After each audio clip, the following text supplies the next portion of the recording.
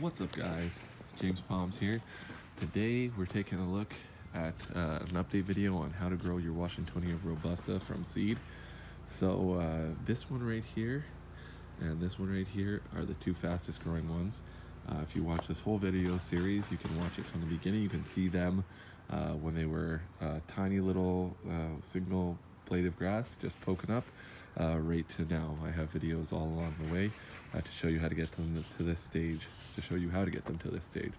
So this is an update video. I haven't done an update in a little while. So these were September of last year. So it's now November. So you got October and November. So basically these are 14 months old. So this one, and this one, and this one, and this one are all 14 months old. These ones are all 2 years old, 2 years and 2 months old. So these ones right here though are the smallest of, I have lots this size, like maybe 30 or 40 this size. So this is basically the smallest you can expect for 1 year, 2 months. So for 14 months, this is basically the smallest. So this needs to be repotted too. That's also why it's staying at this size, because once this trunk is expanding like this and it's this size, this whole bottom is all just full of roots. If I lift it out of there, I know because I've lifted many of them out and they're all, these are root bound in a little red solo cup is too small for a palm that size. But and I put them up into, any of the ones that get bigger, I put them into a bigger pot. And this one even kind of rooted out at 1 gallon already. So I have many at 1 gallon size. Basically, so these are the biggest that you can expect, is one like this in 14 months, or like this. These are my two fastest growing, and this is worst case scenario, and everything in between. So this is sort of your medium size.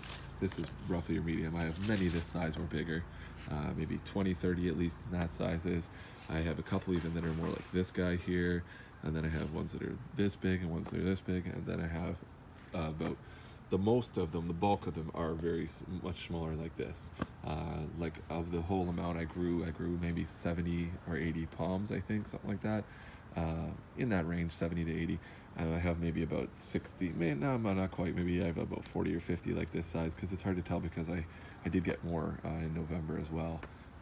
Which I'll actually be going to Florida this week, actually, in like 2 days. So I'll be heading there in 2 days, and you'll be getting lots more plant videos, palm videos there. I'll be doing some videos.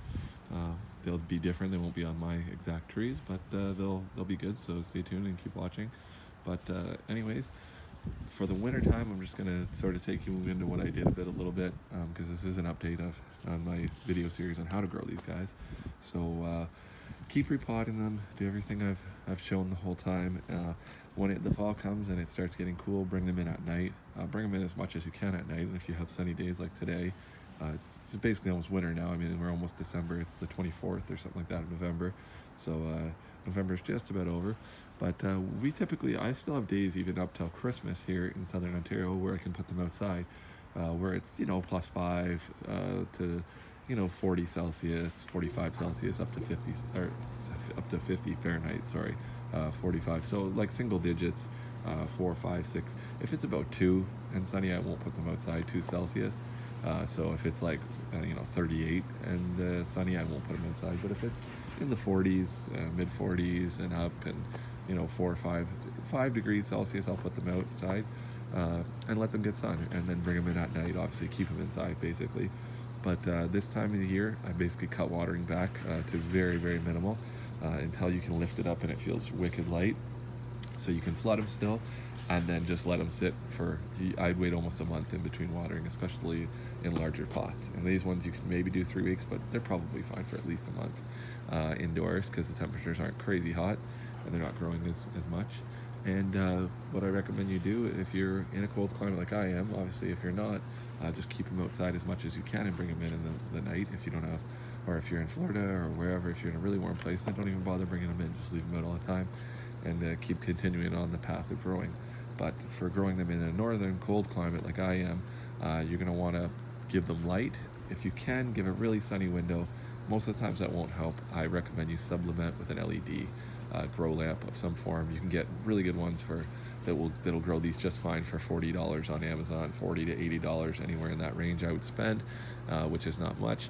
And if you have 10 plants or whatever, put 2 of them and just put them at the top of the fronds for the largest palms, and it'll shine down and kind of get those. If you can move them around too, I move them around every week or two to get them, some of them getting more and some of them getting less. They'll definitely grow. When you bring them inside, if they have no supplemental light, they will slow down growing incredibly. They will definitely grow faster with the light, even if the temperatures aren't crazy high. If the temperatures are higher, then they'll grow even better. But that's an update anyways on how these guys are doing. So 14 months update, how to grow Washingtonia robusta from seed. These two here, 7 gallon here.